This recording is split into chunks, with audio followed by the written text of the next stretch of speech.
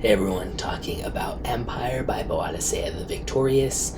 This is marketed as a unisex scent, but in my opinion, it's definitely very feminine leaning. Anyone should wear it if they want to, but just a heads up, this is not what you might consider a typical actual unisex scent in terms of the scent profile. The notes in it are peach, bergamot, jasmine, rose, orange, sandalwood, amber, musk, patchouli, vanilla, and raspberry.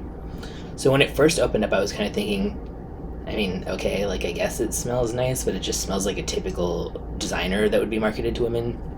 But when I gave it a couple more minutes, it did really kind of start to bloom and became much more attractive in small doses. This thing packs a heavy punch, so I would say if you're going to spray it, really keep it minimal, because this could get really cloying if oversprayed, and on the other hand, it's very appealing. I can think it's really would be attractive on someone, even though it's too feminine for my taste. I would be happy to smell it on someone else in small doses. It starts fruity, the florals start to come in. I believe there's also magnolia and maybe one other white floral besides the jasmine as well. But it always stays kind of fruity during that phase. It doesn't become just something that's a big bouquet of flowers. And then the flowers come in, and the rose here is done really well. I'm not a big rose fan, but it doesn't take it over at all. The florals are pretty well blended with the other sweet notes, so it just creates this nice kind of pleasant sweet accord. When it gets more to the dry down, then it's more just about white florals and musk. The musk here is sort of like the sexy kind, though. It's not overly clean, but it's also not outright animalic.